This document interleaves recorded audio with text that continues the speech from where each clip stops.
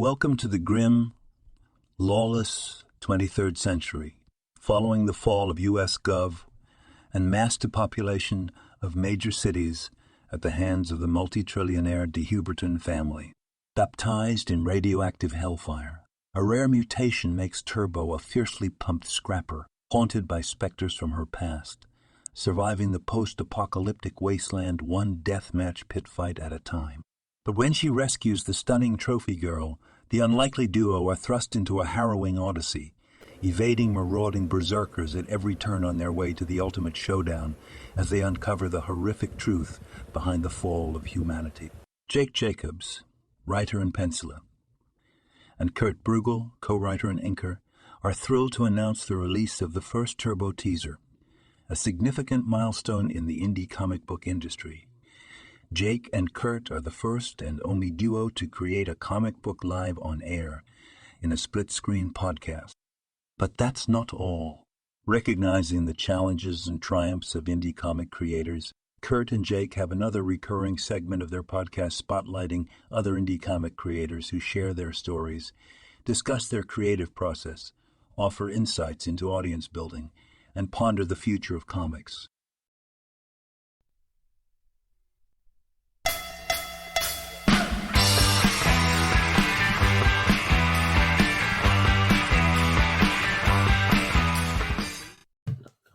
Man, it's so nice having that intro so we don't have to do it anymore. What's going on, Jake? Hey, Kurt, good morning. Good morning. Morning, Glory. Welcome, folks, to the making of Turbo Pit Fighter.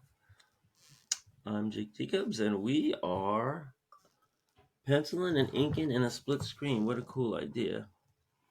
I'm trying to wrap up this page here, page 16. This is where I left off last week.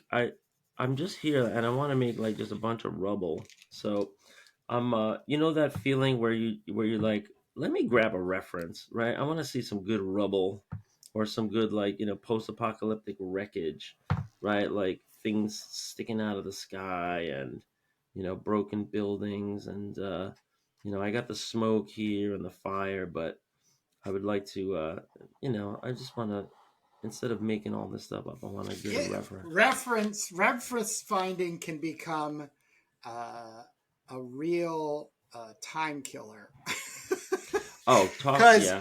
Because you end up going to you start with Google search, and then you end up on Pinterest, and then whatever the hell you started looking for, you've definitely not doing it anymore. You're now looking at the 35,000 other things that are cool.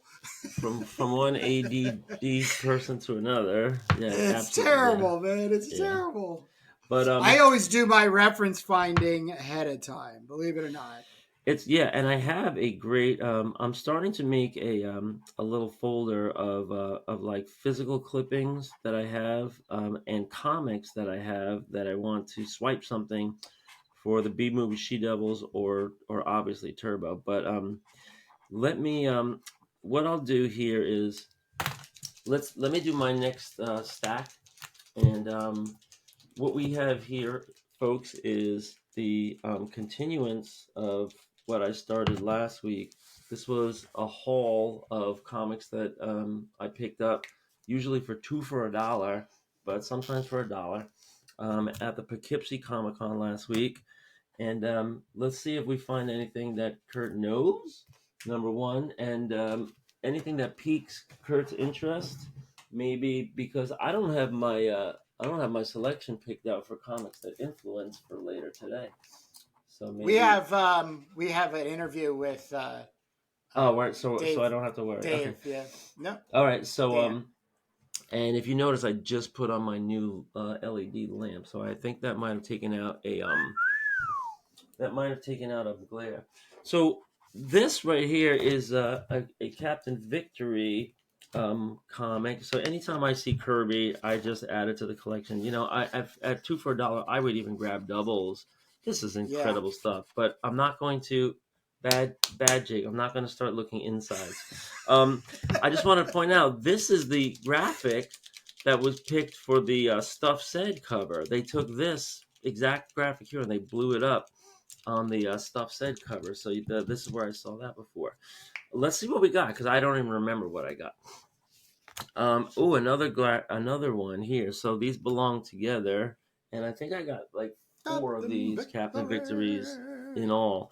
PC Comics was a very interesting company, and to get Kirby was a really good score, especially like I think this is the Kirby heyday right here. I love this. I love this, man. This is high art to me. But I'm not gonna look inside. Another one of these 1963s. This was when Image started doing what they considered to be throwback comics, and they deliberately were just like copying the Kirby style in a lot of ways. Um, I don't know if this is good or bad. Never saw it before. Look at this. What is this? Champions by Eclipse Comics. No idea what this is. A mini series, 2 of 6. Never heard of it. This is intriguing. Gonna be interesting to look inside. Looks like superhero dames having it out over the high seas. This is one that you showed me, right? Didn't you do an episode? You did an episode of this. Do you remember the name on of Comics that? Yep, Comics and Influence. Yep. So I picked up number 1. Now you had the graphic novel, right? No, there's a second one. They did 2. Oh, so you just showed me these? Just that one, yeah. Yeah, okay. You don't remember the name of the guy, right? I don't, not off the top of my head. Okay, yeah, it was interesting. I mean, these are painted canvas covers. You could see the texture of the canvas, which is disconcerting to me. Anybody that's painting covers, I would do it on smooth Bristol board. The canvas, it can't, painting on canvas is great. Yeah, painting on canvas is great, but for comics, when you're printing that, it just, I don't know. Oh, I got both of them. Is that the other one? For you. Yeah. Is that? Yeah. Yeah. Okay. Yeah. Here's AC Comics Night Vale, and look who the artist is. But I don't know if you can see, but it's Eric Larson of Image, later of Image fame. He's Savage Dragon, right, and many other things. He did a nice stint at Marvel, but this was '86, so he was doing AC Comics for Bill Black. Interesting stuff. This is at Night Vale number 5. Here's Halo Jones. Quality Comics. This is the company that does that did Judge Dredd, and I think Robo Hunters. They're from the UK. But this is a pretty ABC good Comics. No, this is Quality Comics. I picked up some ABC Comics, and we still need to research that. But just trying to whip through. Look at this. This is Flair featuring the Tigress. So I guess this would be considered a key issue, huh? I think so. I'm not sure what's going on here. I think they have the jungle on one side and the city on the other side, and these 2 eyes. And this is supposed to be like a montage, but I'm not sure if it's working. Caliber's The Lost Angel. And folks, this is definitely a no. Never, ever, ever, ever use a default Microsoft Word font in your masthead, please. I saw a band the other night, and they had just, Times New Roman. They had their band, they typed out their name, and they made it a giant banner, and it was hanging up in the bar in Times New Roman. Don't do it, people. Just go on Craigslist, get for $20, get a logo made. Oh my God. So this is something I've never seen before, and I'm not very hopeful about it, but I picked it up because who knows? Whatever. It's a number 1, and it could be. I mean, worst comes to worst, I get a free bag. So here's Berserker Gauntlet Comics. And the art. That's a cover. Yeah, the art looks pretty good. I don't know anything about this. This is a head scratcher. Big Bang Comics is being advertised on the back, so they have one comic company kind of advertising another, and I don't know anything about this. The Boston Bombers. Now, of course, I'm going to pick this up, Kurt. If you can see, what do we have? Can't see. What's that? A muscular woman. Oh heck yeah! Dun. So, and then here's like, more of like a general proportion woman. So this could be interested. I don't I know never if heard this that. is, you know, I don't know. I mean, I'm assuming this is before the Boston Marathon was actually bombed, and they had the Boston bomber in the headlines. A guy by Right. the name of Dzhokhar Sarnev, who I think is facing execution. He's facing life in prison. So maybe that name ended up not standing the test of time. But look at this. You got one, two, three females in the group here. They're all, got guns. It looks like And she's you've got the not gun. looked inside that? No, I have not. So No boy. if you want, maybe we'll take a look at that. Here's number. That was number two, or wait, I don't know what number that was, but here's number one, Who's and put? it Oh, looks like, Caliber Press. yeah, Wow. looks like a painted cover That might be a here. Dave Dorman. Yeah, I mean, there was a lot of this stuff going on. Yeah, this is number two. There was a lot of this stuff going on. Look, you have the Zeppelins here. This reminds me kind of like Airboy and the Valkyrie. There was a lot of indie stuff coming out that had like World War II settings, right? Or you know, I don't know, just interesting stuff. That this lady's gonna do something with a wrench. She must be the mechanic, right? Here we go, buried treasure. This looks pretty classic stuff, right? Doesn't this look like Wally Wood? It is. Oh, it is Wally Wood. Is that It his is. signature? It looks like something W, O W, Yeah, that's C from W. Captain Science. That's a cover. The original art was done for Captain Science back in the late 40s, early Really? 50s. Okay. Yeah. So And this he was did the just interior art too. recolored, maybe. Yeah. So I got some good calibers here. This one is Cat's Eye Agency number one, rip-off press. So this is probably on the adult end of things. No idea what this is. Never saw this before. Um, of course, Rip-Off Press is that San Francisco-based company that did a lot of undergrounds in the 60s. Here we got the premiere issue of Cyber Crush, and I got this because look, I mean, this gun is ridiculous. Just the physics of this, but this looks like those airbrush robot ladies. What's his name? The Japanese guy, Hijimas Soriyama. Soriyama, right? And look who is doing the art here. Can you make this out? Rob Da. Liefeld. No. Can you see? Nah. Jim Balent.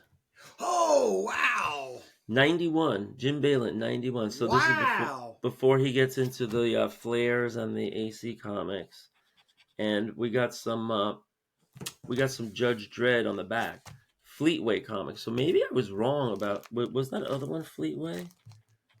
Yeah, I was saying Quality Comics was Judge Dredd. I guess I was wrong. Maybe it's Fleetway or maybe it's both. Interesting to look at the back covers too. Here we're going back to some Caliber, and I should have put all my Calibers together so I would have had them in a run.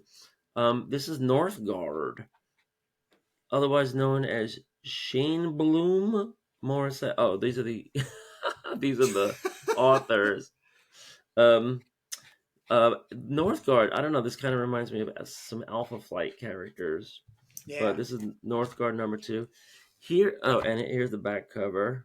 It's plugged for Dutch Decker and the Voodoo Queen, a 5-issue limited series, shipping monthly starting in January. Of course, people should know this doesn't always happen as stated. So who knows if Dutch Decker and the Voodoo Queen ever came out.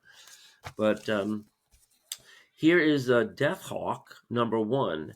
I had picked up number two, which really sucked me in because it had a great cover. And I looked inside, and it was interesting sci-fi, but a different artist, and it had nothing to do with the cover. So it was kind of like a bait and switch, but it's not bad. I might actually do Deathhawk on one of our comics that influence, especially now that I have 2 issues, and so I'm going to try to put those together. Here's another issue of Cybercrush number 14. This doesn't look like Jim Balent this time, but I picked it up anyway because, mechanical women is good. I Always want a some must. references for that because I have a character that I'm doing called Chromita the Shebot, and she's going to be You know part who of did a really good like chromium or chrome female form was Mark Silvestri for his what was his image group called? Oh, he had Ripclaw, I think. Cyberforce. Yeah, Cyberforce. Cyberforce. No, there's a Yeah, woman. There was no, or maybe I'm thinking of Jim Lee's. Oh, I apologize. I think Jim I'm thinking Lee. of Yeah, Jim Lee. I'm surprised Jim you're Lee. bringing up any of those image guys in a Well, good there context. was when I was teaching comics back in the early '90s. You know, my 14-year-old students had them underneath, underneath their arms, and of course that's all they wanted to talk about was how those guys did it, and hmm I always brought them back to the truth, which was they're copying John Buscema's drawing comics the Marvel way. Well, the image guys really took on like their own kind of house style, and Oh yeah, the Chrome was interesting because they were at the forefront of the new Photoshop coloring that was happening at that time. But yeah, I'll pick up anything that has female robot women because I have a character like that. Um, here's X Mutants. This issue, Everybody Dies, and this is number 4. I might have picked up a couple more of these. This is like a super team, um, and don't know too much about it, but there was a couple of them there. I might have only picked up this one sampler. Um, I always look for strong female characters, and I don't know what's going on there. Here's more Jim Balent, Cyber Crush, Robots in Revolt. This time you could actually see the whole masthead because they're not blocking it with characters. It looks like he's doing the whole coloring here. These look interesting, and they're definitely playing around with chrome here, chrome effects. man, those covers are really fantastic. Yeah, here's another Man, one. So I yeah, just those I are just kept grabbing them. You got Judge yeah, Dredd they're on the worth back it, here. worth it. Um, yeah, I mean the covers are good. I don't know what this is. This is like a sci-fi thing with they're rescuing a little koala or something. Interesting. Um, but here we go. Here's another one. Jim Balent. This looks like early Jim Balent. Um, he's doing the Yeah, real look at that. cheesecake, and he's got the cyborg lady here. I think he got a lot better later by the This is time. Rip Off Press. No, this is Fleetway. Fleetway. Fleetway quality. Wow. Fleetway slash quality. And I might have gotten the mother load on these cyber crushes. I don't think Oh I just yeah. bought any one. This one looks like a power comic to me. Entropy Tales. And it looks like a typical kind of like Moon Knight, Daredevil kind of character, Batman-ish, whatever. He's got his purple spandex, and then it looks like he might have some cartoon backup features here. Um, I don't even see a comic company. And then on the back, Captain Confederacy. I don't know how that's gonna hold up. Steel Dragon Press. So these guys might have been around for like a minute. I've never heard of them. Who knows? Sounds like, a guy. And here's another one. Here's number 1. Entropy Tales number 1. So I got 1 and 2. A guy by the name of Pete Krause, and side by side with, serious brooding, you know, dark noir superheroes. You got this funny little fox lady, and then you have the snail man. Hi guys. So it looks like kind of like a melding of worlds here, and I can't see the back because there's a to, board. to appease everybody. Here is, Something for everybody. and speaking of something for everybody, here's a Steve Ditko cover. At least I hope it is. No, it's not. This is a ripoff. This is a guy by the name of Gary Cato, after Ditko, doing Street Fighter, and I think this is Ocean Comics, and this is 1986. I guess this is the Street Fighter that became the video game, right? Or maybe I it think the was the video game. video game came out before the comic. before 86? Okay, because it Oh, I looks think like the so. Yeah. logo.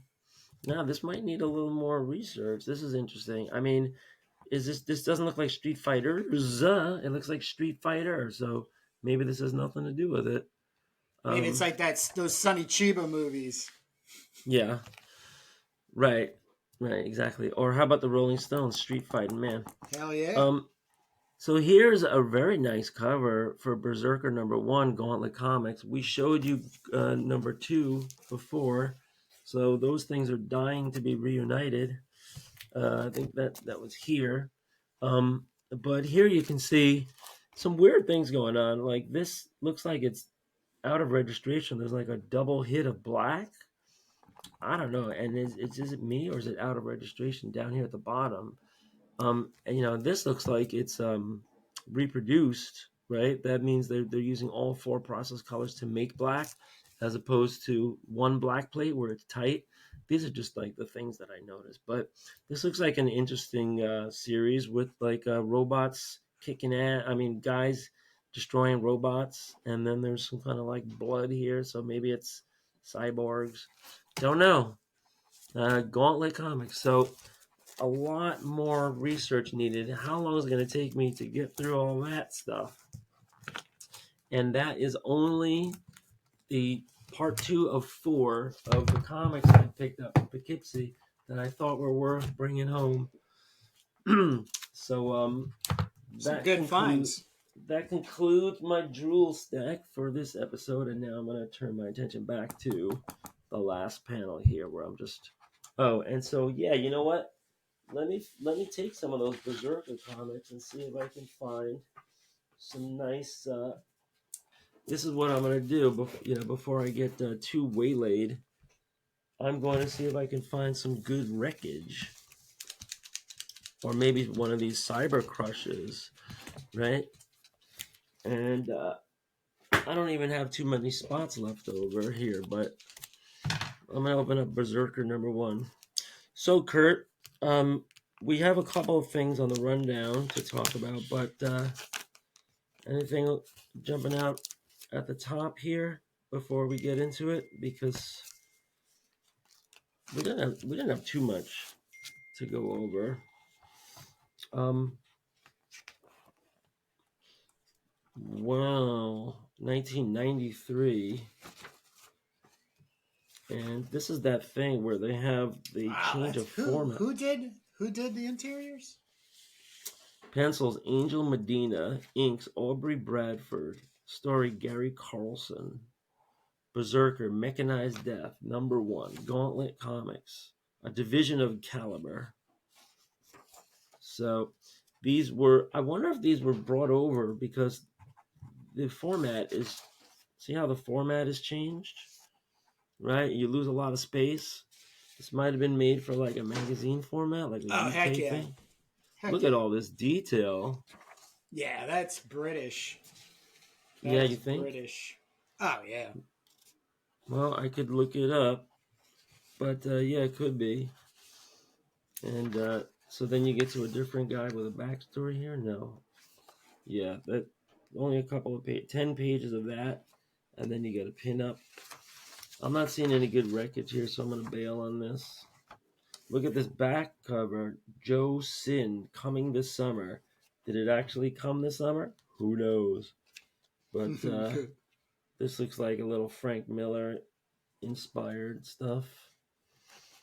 And I saw Frank Miller out on the stands. You know, he is doing variant covers for every Tom, Dick, and Harry out on the out in the publishing world right now.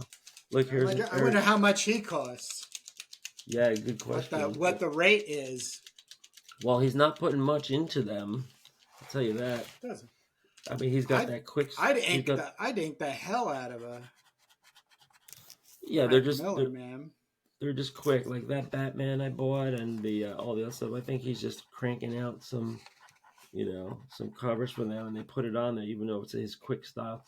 Look who does pinups for this in the early days. So these are all 82, 83, but this thing doesn't come out till 93.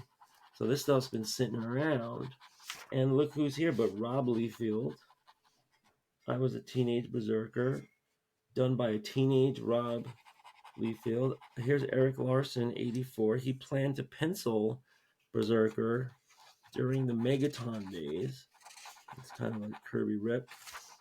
And here's another Liefeld. They had lots of stuff sitting around. Must have been like some convention stuff. But yeah, Angel Medina. And just like you said, I was looking for some records and I didn't find any, and I got completely sidetracked. So I'm just going to finish the records on my own. I mean, if you can't get good records off a cover, probably not going to get it from the interiors. I'll just draw my own.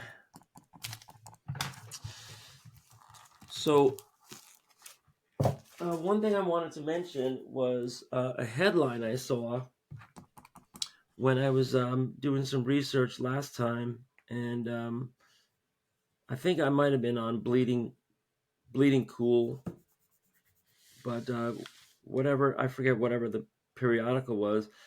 They had a headline that said that Bill Willingham is making his Legends world public domain, and unlike what Cerebus, like what Dave Sim is doing with Cerebus, where it goes public domain upon his death, Bill Willingham is doing it now, apparently as some kind of I don't know. What do you think? Publicity grab? I think it's genius. I think it's genius. No, it's I totally believe in this, because the thing about art, no matter what, I think comic books specifically really show it off, is copying, if you will, just to use a layman's term. The thing about it is, if you really want something you're making to stay alive and in the eyes of society, you should just allow people to do whatever the hell they're going to do, because it falls under the old adage, bad publicity is still good publicity. Yeah, it of course. Keeps it out there. If you're the only one doing it, and you might be working with the team, but for whatever reasons ever come across, it's so limiting. And you know what? I think especially nowadays, let people like play around with it. Let them inject their vision and let it go, and then let the fan base, as it's growing, argue about who does a better version of your comic. Right. Yeah, and we mentioned this is kind of like the Japanese model, where the companies embrace the fan art and they put it in the end as filler, of the actual official art, even if it's amateurish, because everybody knows this is done for free. What can I ask you this question? How Yeah. do you as an art teacher of young people calibrate professionalism in arts nowadays? What are you using? What are you using to calibrate professionalism? Is it the way you were brought up and the way you came through the professional world of like 99, the 90s, and how you went about it? Or is there something to help you gauge, what it takes to get out there? Because in my short answer, it has to do with how many followers you have on social media. That's how good and professional you are nowadays. Right. Well, that's always been an argument in all the creative arts, including music. Right. It's like, wow, Yeah. that that song sucks, but you can't argue. If it's on the Billboard, excuse me, if it's on the Billboard charts, you can't argue with success. Right. It's so subjective. It's so subjective to say that someone's art sucks nowadays, especially nowadays. Right. You as an art teacher, I can, excuse me, I can, compare it to, to common conventions of art for example, anatomy and perspective and Okay. proportion and all that. Okay.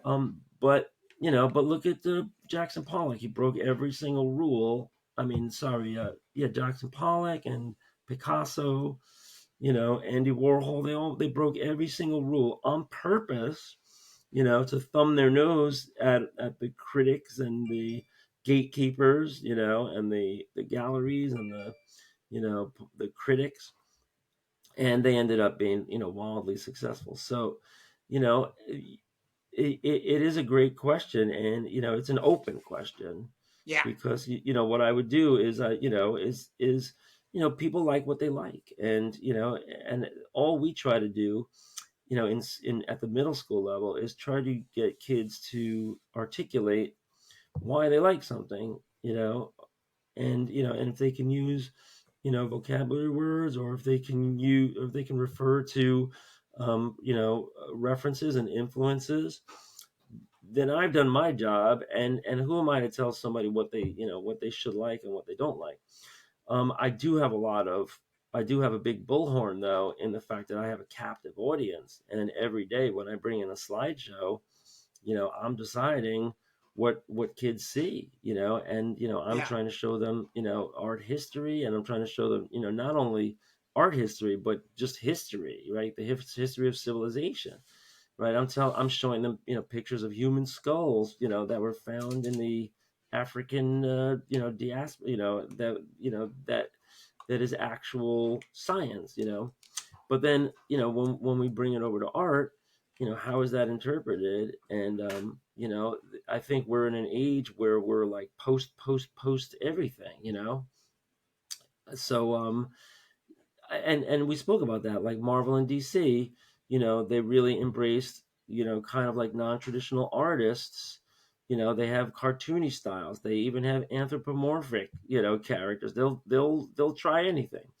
um and whether or not it sells, is determinative. But the word professionalism, I mean, if we want to get technical, is somebody willing to pay for it? Right? It Yes. is the question. Is somebody willing to Yes. pay you to make it, A or is some publisher or a customer. right, or a customer? And if you make one sale, then that's it. You can tap yourself on the shoulder. I'm a professional. But Yep. it's not going to sustain you. It's not going to pay your rent. So, um, there's plenty of semi-pro creators in this field that we're in, and yeah, I mean, I would say that we're probably semi-pro ourselves. We have an expectation of making money here, but it's going to take a while, and we have other jobs in the meantime that pay our real bills. Otherwise, we'd be eating rice aroni every day. Or ramen. So right, that's what I meant to say. Rice aroni is probably expensive at this point. So back to this headline, ripped from the headlines in Bleeding Cool. Bill Willingham declared. Oh, I had it wrong. I said legends. My bad. I misremembered it. It's actually fables, and yeah, I don't know. Ah. I don't know this material very well, so forgive me. But I'm glad I could correct it. Bill Willingham has just declared that as of now, the comic book property called Fables is now in the public domain. And this was just done a couple weeks ago, like a week ago. And I guess Fables was published. He was firing DC Comics. How about that? Yes. Yes. What's up with that? So I don't I know. think I don't know, if but God bless. I bet you the contract ran out, and so it came time that we talk about all the time. In order to keep something in the copyright, you needed to print another version of it, and there was probably all kinds of controversy that they wanted him to change about the characters or how things kept, because he was Fables when it came out was controversial. yeah, Don't know why. Never read it. maybe you want to tell us what Fables is I don't know. I remember reading here. probably about 3 or 4 issues. It was And launched from the Vertigo imprint in 2002 as a creator owned series, and concluded in 2015 with Mark Buckingham penciling more than 110 issues. It was revived. Woo! Yeah, that's a run. It was revived in 2022 with a 12 issue continuation to the main series and the spin off of Batman vs. Bigby, A Wolf in Gotham, now published under DC's Black Label. And yeah, I saw that in the comic store too. DC has this Black Label, and these are comics that have this like special little marker on there, and I think they're supposed to be like dark and mysterious and noir and everything. I don't know. It's another gimmick. But Bill Williams said that Fables is fully creator owned by me, but not creator controlled. DC has most publication and media rights locked up in contract. So then what good does ownership still have? We're about to see. Ha! So it's like he's telling DC, go ahead and sue me. And but then he's going to be dragging in everybody else, right? Suppose I make a Fables comic right now because it's public domain. Am I going to get in trouble with DC? Now, I think back up. Is it what's in demand? You have to. He's probably playing around with the contractual. It's probably that he's saying that you can take his characters and do anything, but you can't call them fables. That's insane. That's just insane. And of course you can't use any of the previously published stuff, right? That's all owned by DC. Yeah, exactly. Yeah, exactly. But then there's a lot of like gray lines. What happens if you're referring to storylines? Like you're continuing some kind of storyline that was part of something that DC owns. I guess do it well as a indie, and then DC will come around and pick it up. I think it's a ploy to have that exact same thing happen. Think about it. If I actually did a really well received Batman comic, and I hand printed them, I just made it very difficult to get a hold of, if not just gave it away on online, and someone says, hey, Mr. Or Mrs. DC editor, we might want to pick this thing up, or this guy up, or gal up, or what have you. Once again, the old ways of getting work is dead. It's completely dead. You have got to be on the pulse. What Kurt's talking about is doing a comic on spec, which means doing the whole thing as if you had the rights, and then presenting it to the publisher to say, hey, look, this thing's ready to go, turnkey. Do you like it? Would you want to buy it? The problem is there, as far as negotiating, they have you over a barrel because you've already created the whole thing. Maybe you just how is that being over the barrel? I don't get it. Because you're nobody. You're nobody, right? You're trying to do two things. You're trying to work on your favorite character, which is Batman, and then you're trying to make a living at it because you're tired of working at the Chipotle burger house. It's you got to look at it from the way somebody wants to enter the industry. Yeah, I'm not saying don't take the deal, right? Even if you have to take one to give one, to get one, you might want to do that to get your foot in the door. But if it's all finished already, what is the incentive for DC to say to give you the highest page rate or to give you like the going rate? They say, oh, this guy finished it already. He's not gonna, he's only got one option. Either we take it or we don't. So, maybe you want to do half of it, right, and then present it. Well, maybe you just want to do what you just want to show half of it, right? So you tease the hell out of people. Right, you could secretly have the other half done, but if you present it in 2 weeks, they're going to say, "Hey, this is the quickest guy ever. Let's get him on a deadline." So I just don't think they work that way anymore, Jake. I really don't. Right. Well, who knows?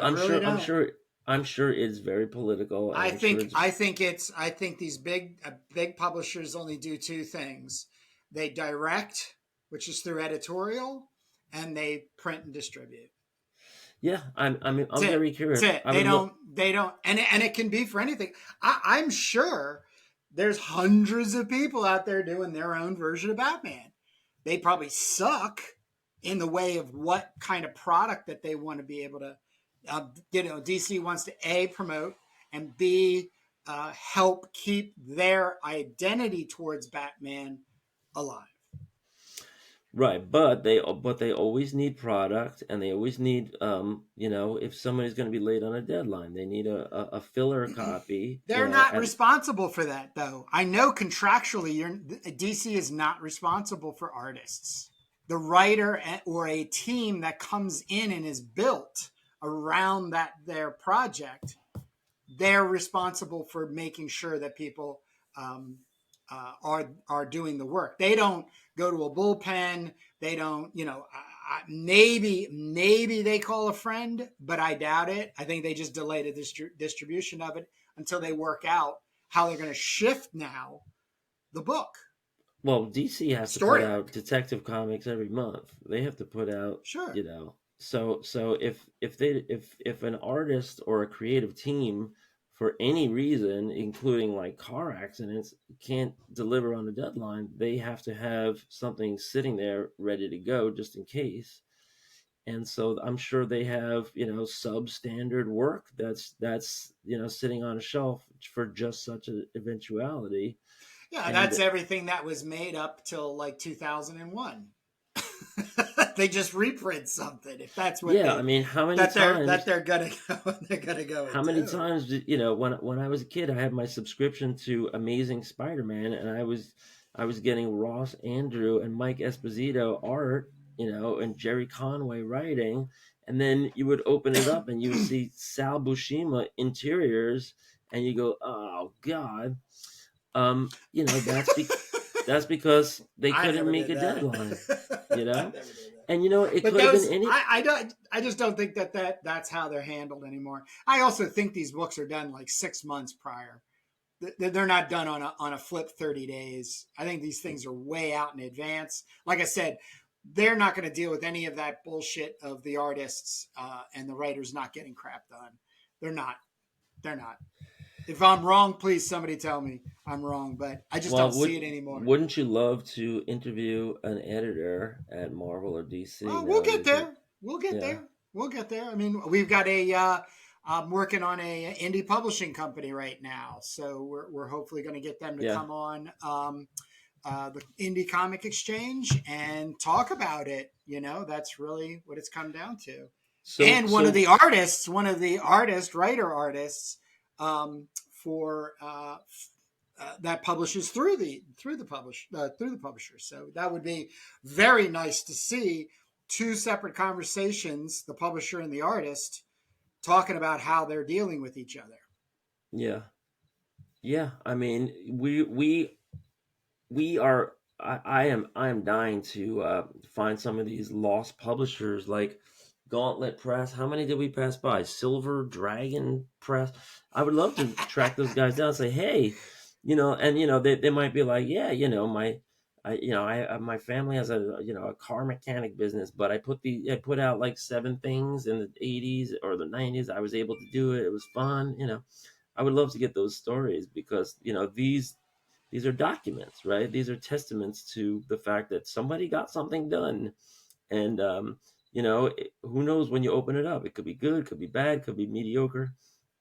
Um, but this is the world of creativity, and there's nothing to say that the next Men in Black or the next the Mask or the Crow couldn't be come from something long dormant or some idea, because those ideas seemed pretty mediocre at the time. Maybe not the Crow, but some of those The Walking Dead, and there's so many of them. Like Barbed Wire didn't do anything, but then it becomes a huge Hollywood vehicle.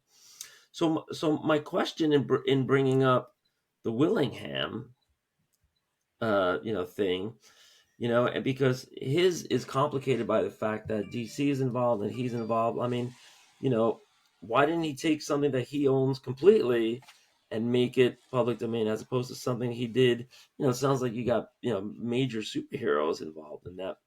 Um, but as a marketing tool or as a attention grabber, what do you think for us, or what do you think for other indie creators? The idea of maybe not taking your flagship character or your flagship title, but maybe taking a title and declaring it public domain, just to try to see, because what you're saying is, you can have free intellectual property if you're willing to work on this character, and then the question is, can we strike a deal so that it can come right back to the publisher and they'll put it out as part of their offering? Or would that independent creator would say, hey, no, this is public domain, I'm going to put it out myself, I'm going to keep all the money? If there is any money, there might not be 2 cents, there could be a loss, but conceivably, I mean, this is the pie in the sky thinking that all comic creators go through. Everybody, when you're creating, you fantasize that this is going to be popular, and there's going to be some gold at the end of the rainbow. So what's your thinking on that? Because I could see taking something that we have down on our priorities list, making a public announcement that it's public domain. I don't think it has any weight yet, because why doesn't somebody just make up their own muscular woman pit fighting apocalyptic romance comic? And you call it Well, something else, because no, there's that's a no, great question.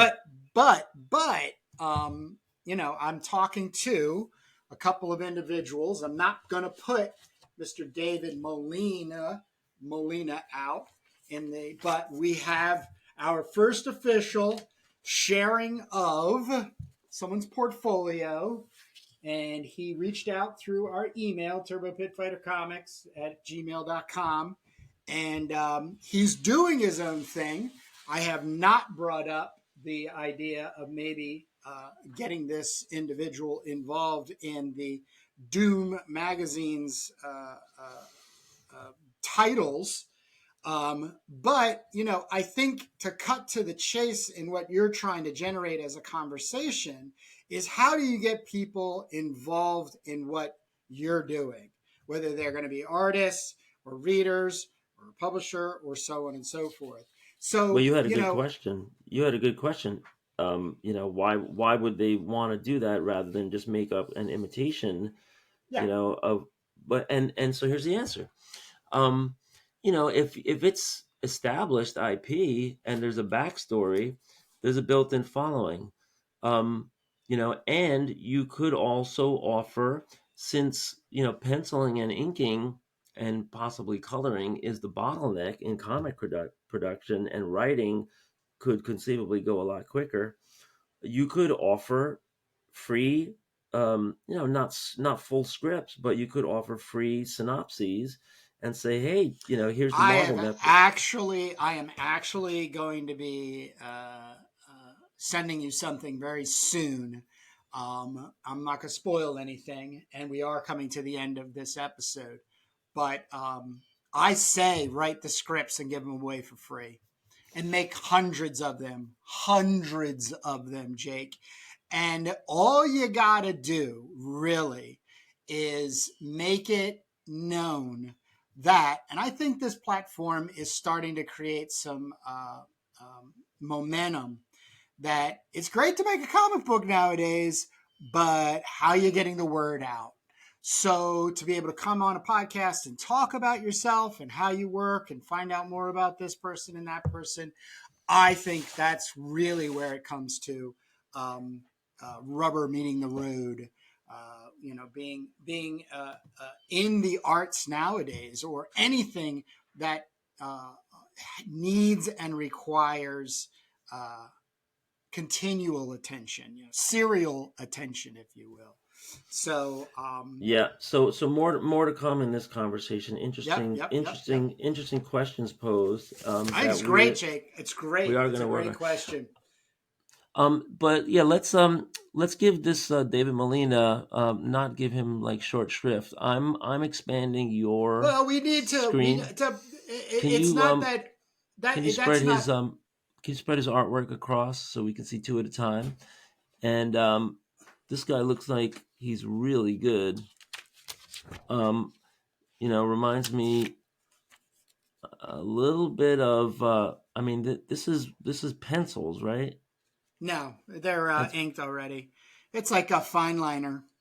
This oh, seems to be okay. like a gray marker that he's using. I do not. I'm assuming the way things are at this point, he's definitely in process. He is in need of a companion who will take over some of the writing, Finish. storytelling. I think is really how he put it together. Uh But I huh. think he might even be going to some sort of coloring. This just happened last week, and he just this morning emailed me these Let's see the as rest.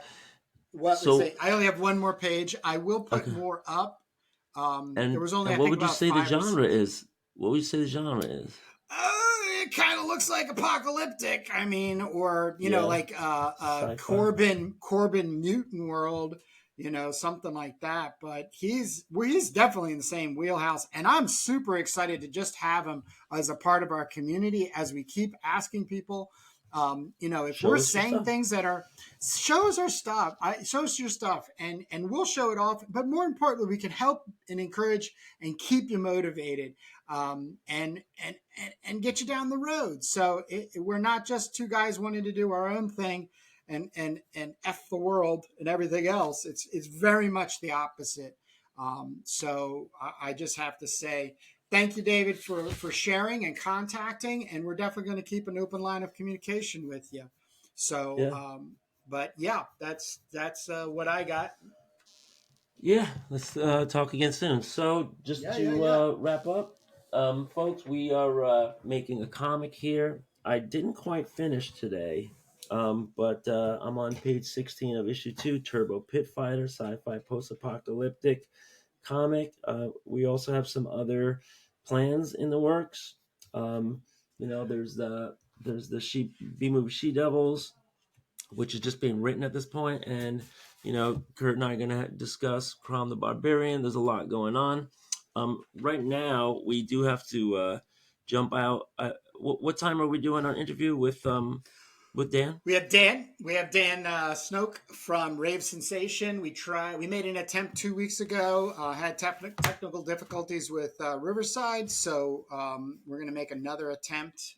We have got some backup systems to put into play, but yeah. So Dave has his own channel on YouTube. He talks and shows off from his collection, and he's out there buying stuff.